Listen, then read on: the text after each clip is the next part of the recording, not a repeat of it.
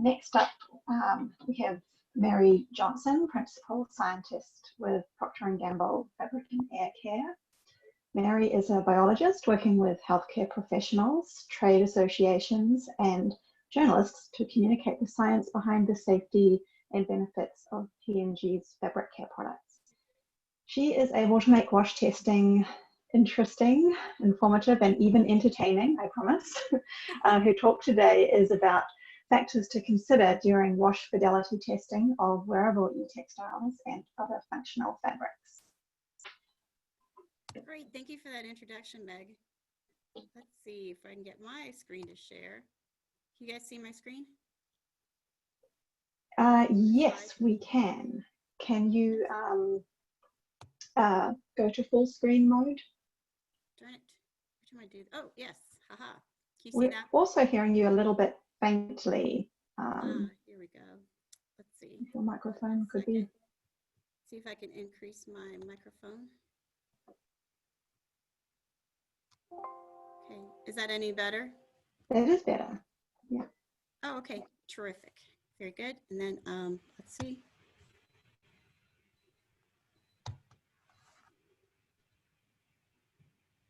Super. Does everything sound good and look good now?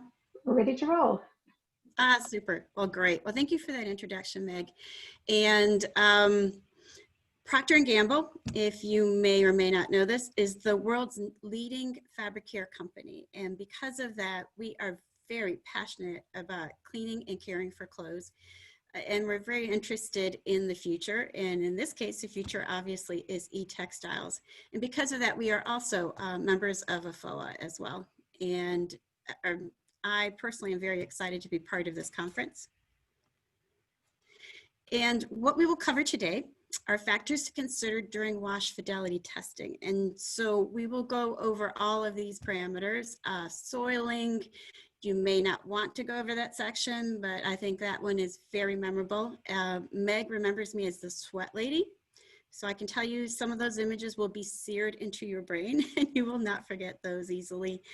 But also, you know, discussions around electronic components versus full garments, factors to consider such as types of washing machine, the type of detergent that you use, other considerations including sustainability, which we've touched on in earlier topics.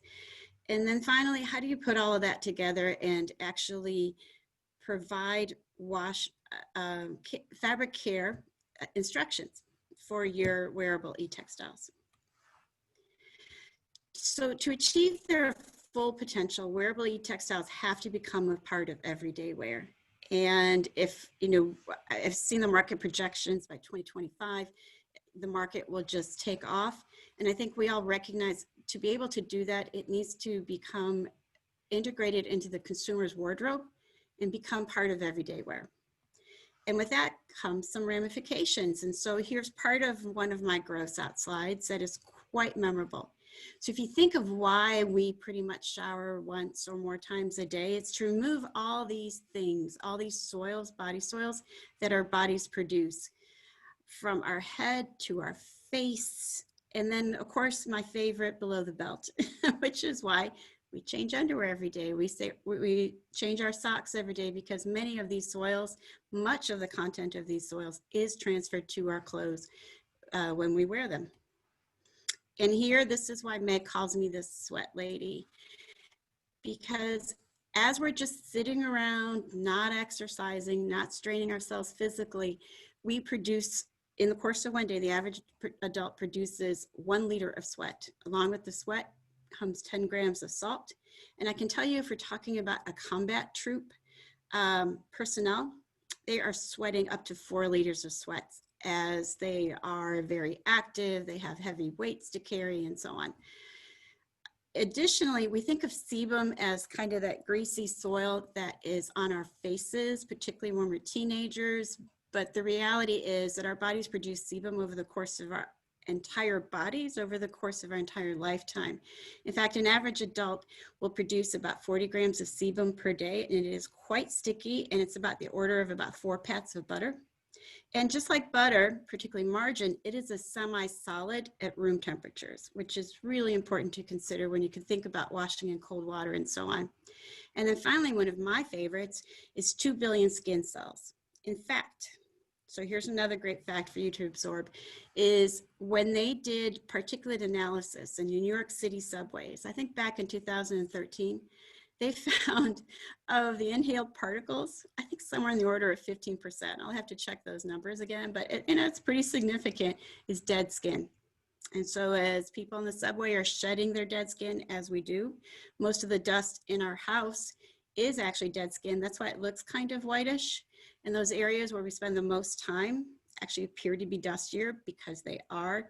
That again is transferred to our clothes. And because of all this, because there is stuff, there are these soils, antimicrobial technologies can't replace laundering. You actually have to physically, through the wash cycle, through the wash process or a dry cleaning process, actually remove all these particulates, all these soils.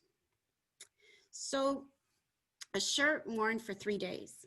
And you know, we've all done this. Hey, I'm an expert and I can admit, yes, I have done this, you know, maybe not consecutively because, hey, you know, I wouldn't want to do that.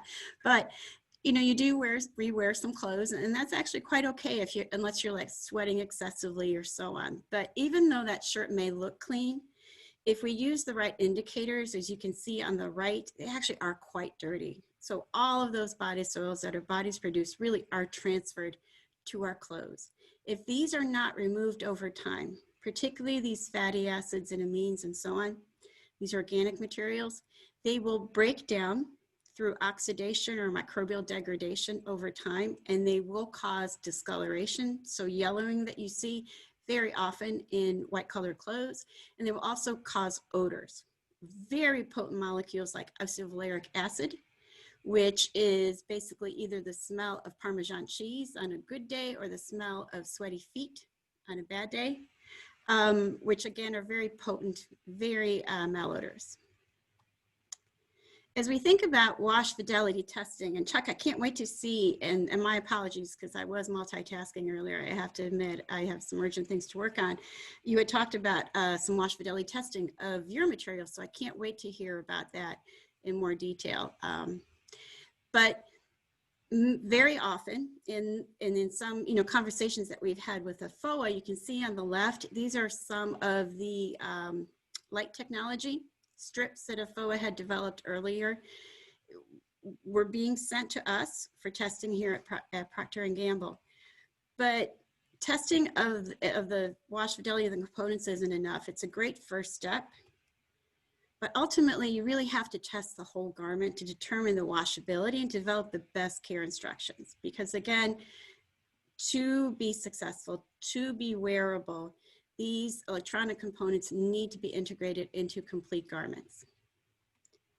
And the reason wash testing is important and wash conditions are very important is that the washing conditions determine garment longevity. So whether an item can be washed 5 times, 15 times, 25 times, 50 times is determined early on by the actual wash conditions. What are the wash conditions? What are the fabric care products that you are using to wash these items?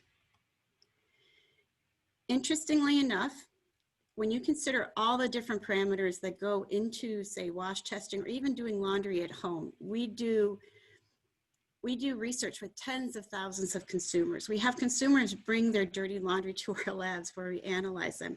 We go to consumer homes and watch them wash their laundry. We have several parameters that we test, including water hardness, the type of washing machine, the water temperature, the composition of the soils in the wash, the composition of the fabrics in the wash.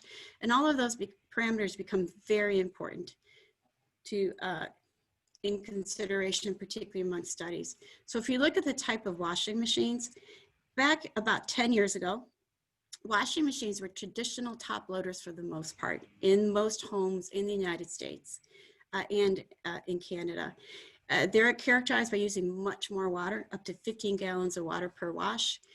They use much more water temperatures, and their capacity is actually quite a bit smaller. As you can see here, a small drum, the agitator takes up space as well. If we look to North America today, most homes have a high efficiency washing machine, either the front loader type that you see here or a top loader that's not shown here, but which I happen to have in my own home. These are highly efficient.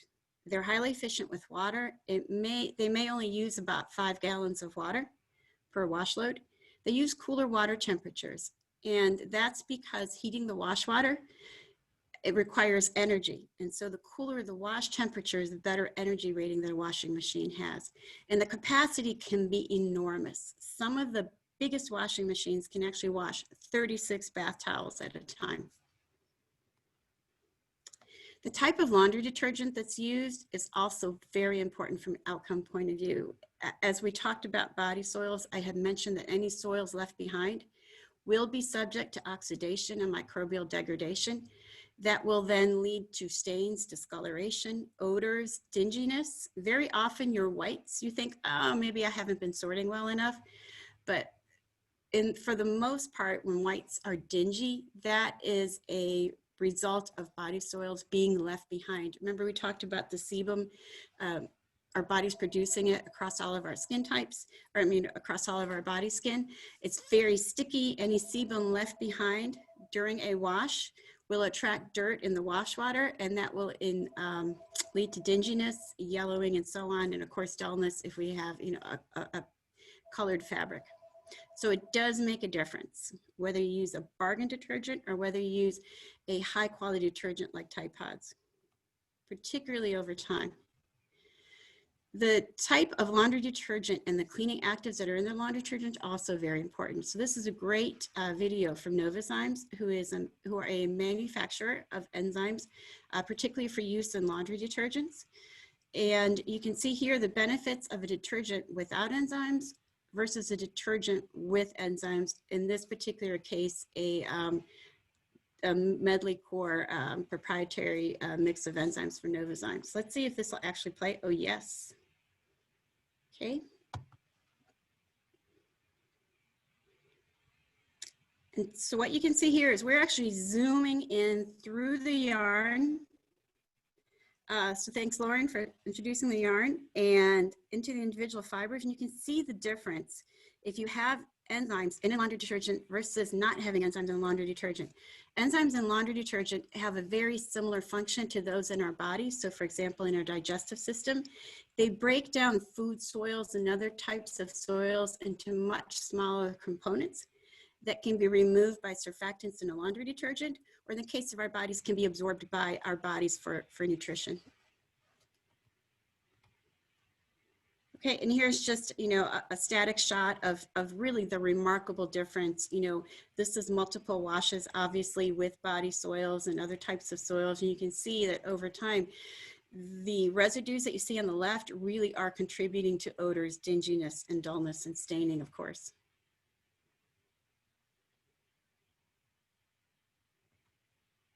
So the type of fabric is also very important. So I like to call synthetic fabrics dirt and odor magnets. That is because they are hydrophobic, they are lipophilic, and they love grease such as the sebum that our bodies produce. And you can see here, you can see that in this slide here. Here on the left, we have a cotton fabric that's been drawn through and then, allowed to drop through this chipotle red pepper chili oil. And you can see that cotton is hydrophilic, it's lipophobic. It really doesn't like grease. And so you can see here that the grease does not adhere to the cotton fabric. On the right, polyester, being the dirt and odor magnet, as I pointed out, is very attractive to grease. And so for those reasons, it's very difficult to remove greasy food stains from polyester, but it's also very difficult to remove greasy body soils, such as sebum. And so the consequence of that is that 49% of people experience odors after laundry. And that's because one of the other biggest trends that you can see in textiles is the use of synthetic fabrics. So synthetic fabrics aren't the $6 million man polyester leisure suit, or the lycra spandex from Jane Fonda and others, during the craze there. They can look like anything. So for example, the fabrics that I'm wearing, a faux leather, as in my jacket and so on. They can look like velvet. They can look and feel like satin. It's very often difficult to tell a natural fiber from synthetic fiber. But the properties, again, are quite different. And you can see here that a study done by another group showed that synthetic fibers hold malodor 3 times more than natural fibers. And as you're thinking about integrating e-textiles into performance clothes, particularly exercise clothes and so on, athletic gear, they're usually made out of synthetics. Athletic gear, cotton can get very heavy when it's quite wet. And for those reasons, people really do enjoy having synthetics, particularly synthetics that have special features, such as, specially engineered polyester fibers that have these channels for wicking moisture away from your body, and into the atmosphere. So the shirt stays dry, you stay dry and very comfortable. But as a consequence, because of the increased surface area and so on, these wicking channels, these properties actually make it more likely that your clothes are going to smell over time if they're not washed properly.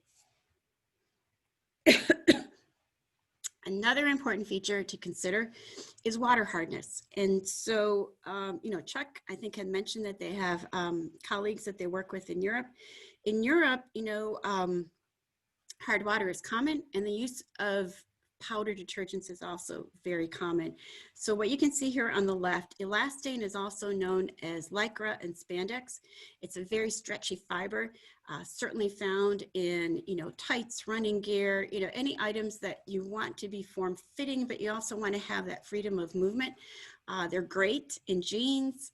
Huge, probably over 70% of women's jeans actually contain elastane as well. Now, elastane is a synthetic fiber. It's also a mineral magnet. And so what you can see here on the left, this is a scanning electron micrograph of elastane fiber after washing in hard water with a powder detergent. And you can just see the incrustation of the calcium and other minerals on the fiber, which will lead to stiffness and ultimately breakage of that fiber. As we see on the right, again, laundry detergents really do make a difference. So this particular elastane fiber was washed in hard water under the same conditions, but with a high quality liquid detergent that actually has components that we call builders that actually grab and bind to minerals such as calcium in the wash water and prevent them from depositing onto the clothes and interfering with the action of the laundry detergent.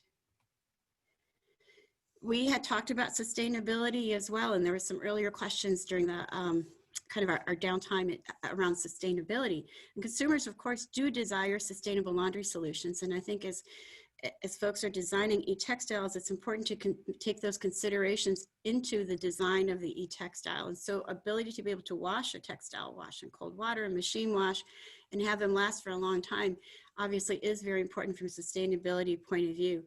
And again, using a good detergent is very important from a sustainable point of view as well, a high quality detergent. And in that poor cleaning, which is what people ultimately want from their laundry detergent, can lead to unsustainable behaviors such as washing in warm or hot water, overdosing a detergent, rewashing, using additives and so on, which could also be problematic because you may not know how those additives are going to interact. For example, bleach, pre-treaters, and so on, how they're going to interact with the electronic components of the e-textile. And of course, poor performance, as we spoke earlier, reduces clothing life. Sustainability and energy consumption, the ability to wash on quick and cold is extremely important in doing laundry from a sustainability point of view, in that up to 80% of the energy associated with doing laundry goes actually into heating the wash water. And that's why high quality detergents are designed with cold water enzymes, surfactants, such as in the next slide, that can function in cold water and can also be highly effective in removing food greases and body greases, which can often be, in cold temperatures, more of a semi-solid or a solid. And so the best way to think about this is trying to wash a greasy pan that you've made bacon in or something else in, right, or butter. And it's much more difficult to remove those soils when you're just kind of smearing the grease around with cold water versus washing in the warm water.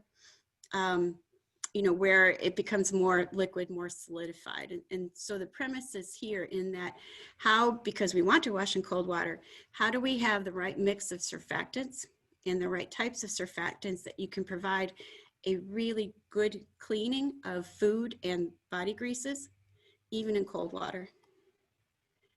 Sustainability and clothing longevity is very important. Also, too, it's an important value proposition for your consumer.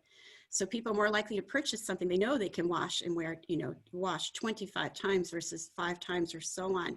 And of course, garments, textiles, and landfills are a huge problem. So 70, 80 pounds of clothing every year end up in landfills in the United States.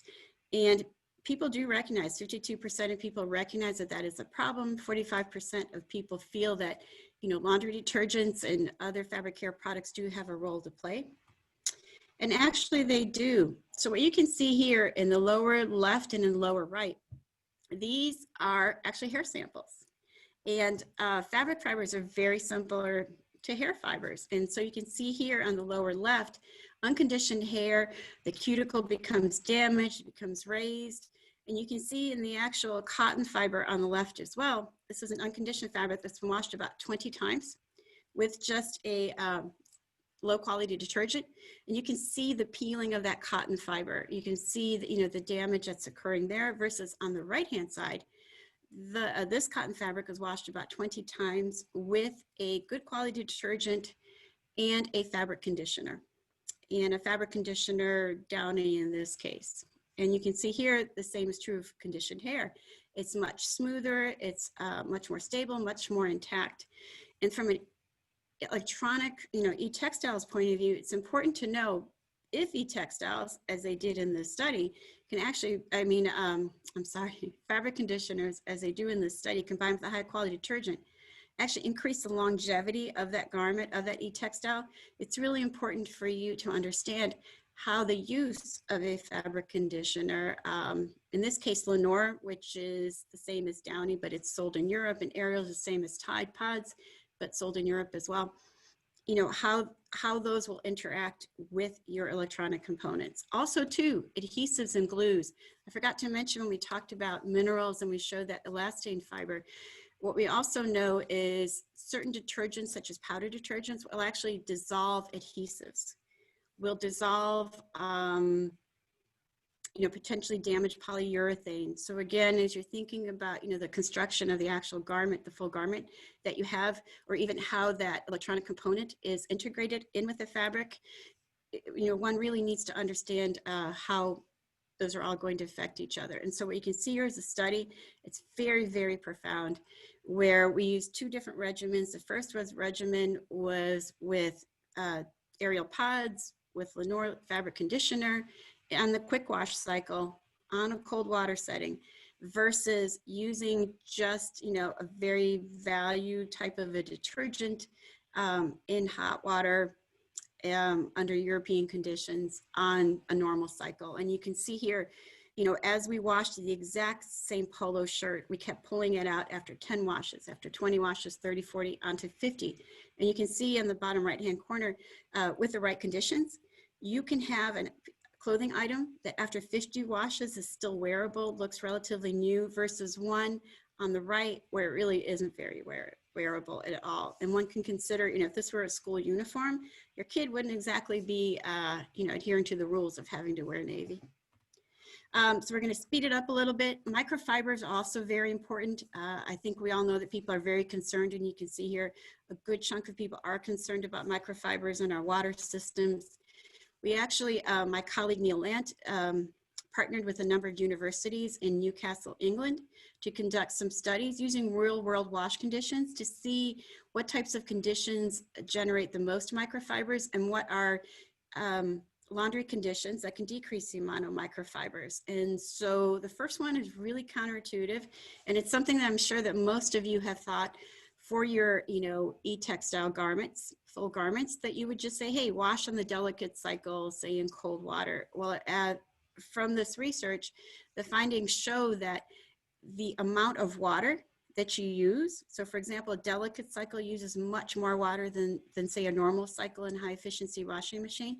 The more water there is, the more microfibers that are generated. Another interesting finding is that the first few washes, you can see here on the chart on the right, up to 4 cycles actually produce quite a large bolus of microfibers, but then you can see, after 8 cycles and on, you just sort of get a steady release of microfibers. And so if you have a constant replenishment of garments, right? If you're constantly washing relatively new garments and then throwing them away after 4 washes or 8 washes, you're actually putting more microfibers into the aquatic systems, into the environment, versus having garments that will last through, 16, 32, 48 cycles. So what does this all mean? How do we put it all together? So as we think about proposed wash testing, one of the things to think about if you have that capability, or if you want to seek to have that capability, is washing in normal conditions. What do consumers normally wash on? Well, they wash on the normal cycle, normal water hardness. In this case, you can use a top load washing machine because you really want to know how the agitator is going to affect the integrity of your electronic components and the garment integrity. Using a high quality detergent like Tide versus a very low quality detergent. And recommended doses: cold water wash, rinse, and air dry.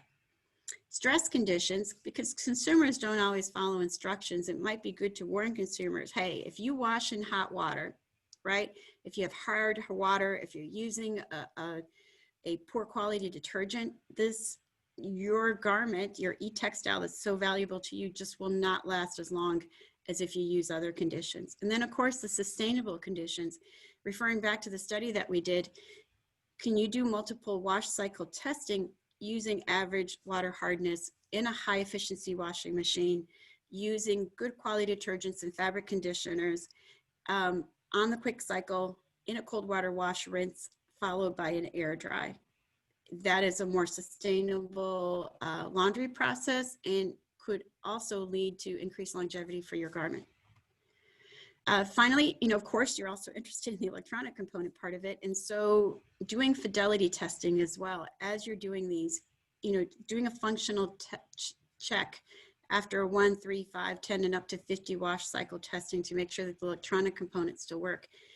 But we also recommend, if possible, combining that with an analytical evaluation. In our labs, we use scanning electron microscopy and high resolution light microscopy so that you can see if there is a failure in those components. Where is the failure? Are the adhesives failing? Is the soldering failing? Are some other components failing? Is there mineral deposition on your components because of those wash conditions? And then finally, how do you put all that together? Well, the best service that you can provide to the purchasers of your garments, of your e-textiles, is to provide very detailed wash instructions, ideally on the wash label. I think if they, paid a certain sum of money, and this is a new garment, they're more likely than the average consumer to actually look at the care label. And so being very clear on the best conditions, and then possibly even warning consumers, hey, if you do this, if you do that, we can't vouch for the longevity of this garment. So with that, I want to thank you very much, and I look forward to addressing your questions during your Q&A session. Thanks, Mary. That was really interesting. I was going to say that was also quite gross, which didn't disappoint. That was what we came here for, right?